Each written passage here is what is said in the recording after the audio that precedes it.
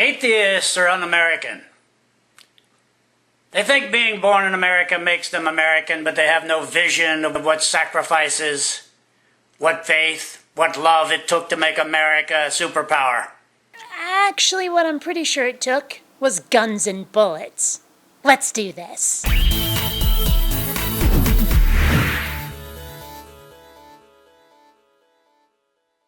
Greetings, fellow space travelers. BionicDance here. And if you haven't already met Ed Wellington, well, it's no big loss, but he's been around for a while. And today he's trying to tell us that atheists are un-American. One of those it's a Christian nation sort of things. Believers came to America with a love of freedom and with faith in God to throw off the yoke of oppression in Europe.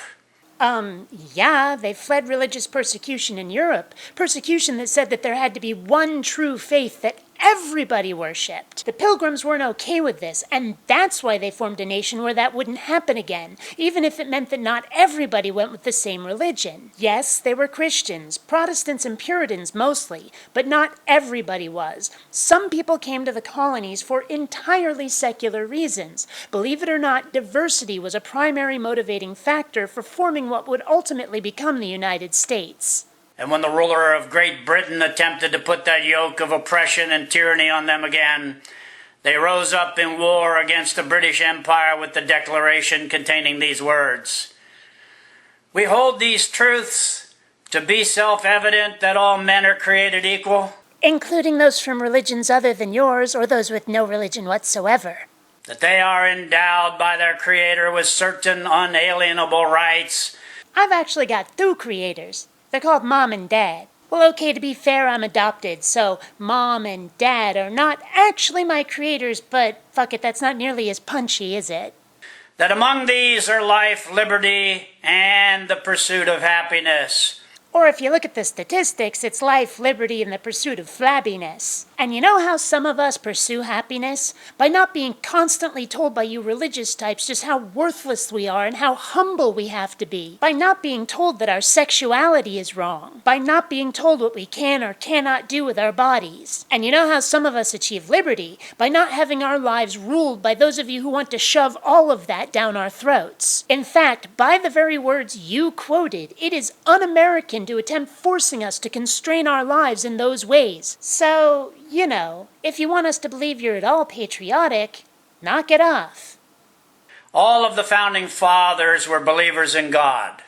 Several were deists, but none were atheists. And if they were deists, what makes you think they were trying to establish a Christian nation? In fact, it's pretty obvious they knew they'd have to be living with people whose religious views differed from their own. So you'd think they'd try to make a nation where there wasn't one true religion, Christianity or otherwise. I mean, hey, can't we all just get along? We believers founded a secular state. Which means that the state cannot impose religion on anybody. Not so sinners could run with the devil. Ah, but the reasons why don't matter. What matters is what must be allowed under a secular state. If you don't want people behaving in spiritual ways to which you yourself do not approve, then a secular state is not right for you. And war against our rights to raise our children in the faith. Who exactly is doing that? 'Cause you can raise your children in whatever the hell religion you like. I mean, as long as you're not abusing them, like locking them in the basement and then whipping and starving them. 'Cause that's just mean. And sounds like you've watched Carrie a few too many times. And go to law against us to forbid us to speak the name of Jesus in public prayers and in the classrooms of America. Now hold on just a second. First of all, pray in public all you want. Go right ahead. By all means. I don't have to like it, but I have no right to tell you not to do it. But I'm sorry, prayer does not belong in the classroom of any state-run school. Your kid can pray to him or herself all they like, but you do not get to have the rest of the classroom led in the prayers of any specific religion, yours or anybody else's. Does anybody notice how these religious types seem to think that school prayer will be the prayers of their particular sect, of their particular religion? They never seem to consider the possibility that it might be another belief system entirely. Seems a bit short-sighted to me. How much would they lose their shit if they were told, yeah, sure, there'd be prayer in school, but it's going to be Jewish or Muslim? Secular schools don't sound so bad now, do they? If you want your church's prayer in school, then send your kid to a private religious school. You have that option, but you do not have the option of making everybody else's kid pray in your faith, any more than somebody from a different religion has the right to force theirs into any classroom. It's not our fault that having a secular state means having no religion in the classroom, but it's not like anybody is being told to not believe in God. The whole subject just goes completely untouched in any class other than history, social studies. So seriously, get over it. You're not being persecuted. The Holy Bible was the main text in early American schools, including Princeton, Harvard, and Yale. Uh-huh. And doctors used to train with barbers and butchers. Bloodletting was still considered a valid medical treatment. We've progressed, grown out of such archaic lunacies. At least, some of us have. Atheists, Muslims, Hindus, Buddhists, and Satanists did not establish America. We were here first. It's our country. Nah, nah, nah, nah, nah. That is what you sound like, whether you mean to or not. Believers in the God of the Bible sacrificed, starved, bled, died, and overcame the British Empire by faith in God. And by shooting them with bullets. Let me ask you, if you had to pick one in a fight to the death, would you rather have faith or a loaded 9mm? Which one do you think is actually going to help you win against an armed opponent? Now tell me again how it was faith in God that beat the British. We did not want a theocracy. God must rule over a theocracy, and man is not God. Yeah, see, God doesn't rule over a theocracy. His meat-body representatives do. A theocracy is government by the church, claiming to be acting on God's behalf. But I will agree with you that neither your definition nor the ones I found in actual reference materials are what the founders of this country wanted. We established the United States so everyone could work together in harmony. And we're supposed to do that with you trying to shove your religious beliefs down our throats. How exactly? We were willing to respect their freedom to not believe in God, but they are not willing to respect our freedom to believe in God. You have every right to believe in God. The right you don't have is to force everybody else to live under your religious beliefs and restrictions.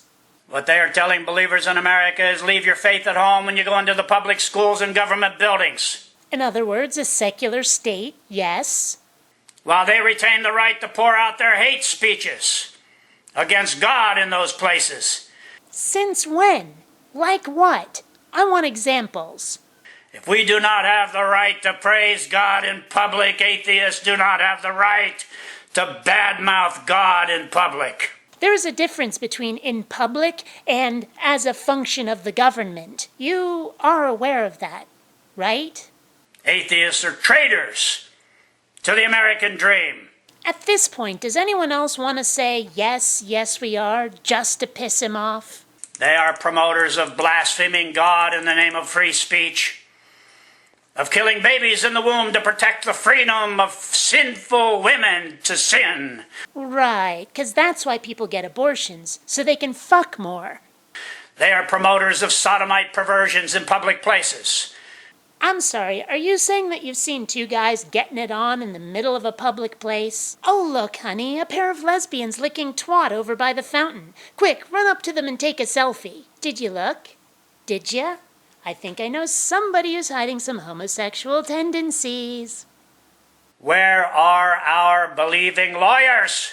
I don't actually have a response to that. I just love how he says it. Where are our believing lawyers? When will you churches and organizations understand it is your duty to fight the good fight against atheists in court, in the media, in publications, to take back what has been lost? What's been lost? As near as I can tell, the only thing that's been lost is your sense of dominant privilege. The rights of American citizens involves those endowed by their Creator, and our Creator certainly would not endow American society with the right to sodomize their neighbor. Well, not without permission. Or kill unborn children in the womb, no matter what the excuse. I see. So freedom only goes so far. Control over one's body? Bah! That's not an inalienable right. Look, I will agree with you about abortion once two conditions have been satisfied. First, that there be adequate housing and loving care for any foster children. Second, when gestation can happen outside the body in some sort of uterine replicator vat. But until that happens, the right of a woman to choose how her body will be used trumps those of an as yet unthinking, unfeeling, non-sentient like a fetus. And if you don't agree, then forbid women in your religion to get abortions, but you are not being persecuted if you're not allowed to pass laws forcing everybody else to play along. I mean, that really is the problem, isn't it? It's not enough for you to be able to live your own life your own way. Everybody else has to live that way too, or you're the one being oppressed. Not only do you seem unable to see the irony, but it sounds like somebody never learned to share. Our Creator would certainly not endow atheists to blaspheme Him on American soil. After believers bled their blood into the soil to purchase it from the oppressors. Free speech? That's not American. Apparently. God-hating atheists will say, but God is not mentioned in the Constitution or the Bill of Rights. There was no need to. Apparently there was, given what we're doing right now. For unbelieving un-American atheists to say God is not mentioned in the Constitution, therefore this is a godless nation, that is a betrayal of America. Congress shall make no law respecting an establishment of religion or prohibiting the free exercise thereof. I don't know how much more clear it can be. Religion cannot be forbidden, but it also cannot be enforced either. It's the very first thing said in the very first amendment to the Constitution there, Santa. Now explain to me again how pointing this out is somehow a betrayal of America. Atheists like to use Thomas Jefferson to fabricate a case for dismissing faith in God altogether from American government so they can make America into an atheist nation. Thomas Jefferson? I'm thinking more like second President John Adams, who said in the Treaty of Tripoli, as the government of the United States of America is not in any sense founded on the Christian religion. I ask again, how much more clear can it be? Our nation was established with separation of church and state to protect it from any one religion marrying the government, as was happening in those European nations. And on this we agree. So why are your panties in a bunch when Christianity is told to back off? Oh, that's right. Because to you, being told to back off is the same thing as persecution. Being told to get out of other people's lives somehow makes you the oppressed. Ah, fundy logic. Such an ironic contradiction in terms. Thomas Jefferson's 1802 letter to a group of Baptists of Danbury, Connecticut states that the purpose of the First Amendment was to build a wall of separation between church and state. And once again, that means that the state cannot pass laws enforcing religious ideals, dogma, or doctrine on other people. And by the way, vice versa. The state cannot tell a religion that it has to change its dogma. Unless, of course, it's, unreasonably hurting people. 'Cause, abuse and murder are still against the law, and religion doesn't get an exception just because it's religion. Yet what President Jefferson meant by this wall is patently obvious from the weight of historical evidence cited above. Namely, that this did not mean that there could be no point of contact between church and state.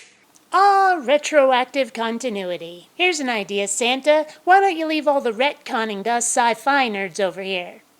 Yet atheists have fought for and have won a godless education system in America. One where prayers and hymns to God who made America strong are not welcome anymore, according to the law. Okay, fine. From now on in schools we'll be teaching the tenets and principles of Scientology. What's that? Not Scientology? Okay, we'll teach Mormonism. Not that either, huh? Okay, Christianity then. Protestantism. No? How about Catholicism? Methodist? Baptist? Second Reformation, blood of the cross, and a pear tree of 1812. Still no? Okay, I know you're not Amish because you're on the internet, so how about Judaism? Islam? Come on, pick something. What? What's that? That's your religion of choice? Okay, fine. But we have Wilbur Blankenship over here who doesn't agree. He thinks that his religion is the one that should be taught to kids in school. Guess it's time to fight that holy war that the United States was specifically designed to prevent. A godless education system where police cars have to park on the grounds to guard against violence and drugs at our schools. Yeah, 'cause that's all caused by atheism. Tell me, when was the last time you heard about an atheist group that was stockpiling assault weapons specifically for the purpose of taking over the government in the name of non-belief? But you know, I probably wouldn't need a black belt in Google Foo in order to find a bunch of religious groups doing essentially that. But you want to blame godlessness for weapons and drugs? Yeah, makes perfect sense.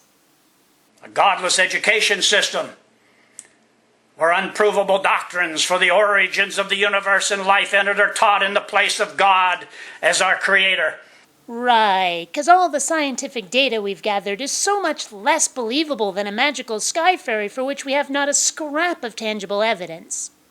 Atheists are already well on their way to establishing an atheist nation. Well, you know, if the alternative is screaming fundies like you, frankly, I would welcome an atheist nation. Or, to put it another way, Santa, you're at a 12 when you should be at a 2. Bring it down, bitch. The teenage students who committed the massacre at Columbine were atheists. Well, let's suppose that they were. So, Virginia Tech was shot up by a Christian, so clearly either side is capable of going on shooting sprees. What does that prove? You cannot point and say they were atheists, therefore because of atheism they went on a massacre, any more than I can say, look, he was Christian, therefore because of being a Christian he went on a massacre. It doesn't work like that. The fact is that somebody's motivations aren't necessarily connected to their affiliations. The only thing that is clear is that if somebody's going to go on a murder spree, neither belief nor its lack is sufficient to stop them. Though while I should point out that atheism leaves the matter solely to our own personal conscience, your holy text does have several passages advocating the killing of others, especially outsiders. True, it also has some passages telling you not to kill, but which one are people gonna listen to? Just asking. Those words rolled off of Jefferson's mouth. But they're not reaching your ears, you atheists, because you're un-American. No. We're not Scotsmen. For those atheists who suppose you can downgrade the faith of those who established this great nation, I will close this message with a quote from Ben Franklin. Ugh, not another quote. Am I the only one who doesn't give a shit? Those of you who intend to continue to destroy the system, as the amazing atheist said in one of his videos, You're not gonna start quoting TJ now, are you? You need to get it straight and get right with God. Yeah, sure thing. We'll do there, Santa. Hey, why didn't you bring me that 3D printer I wanted so much this Giftmas, huh? Go say hi to Rudolph for me, assuming you haven't stoned him to death or nailed him to a tree for having a godless red commie nose. 'Cause remember, gang, if somebody doesn't believe in God, that's your excuse to blame absolutely everything they do on being an atheist. And also accuse them of treason. So until next time, fellow space travelers, this is BionicDance saying don't run on automatic. Instead, please think.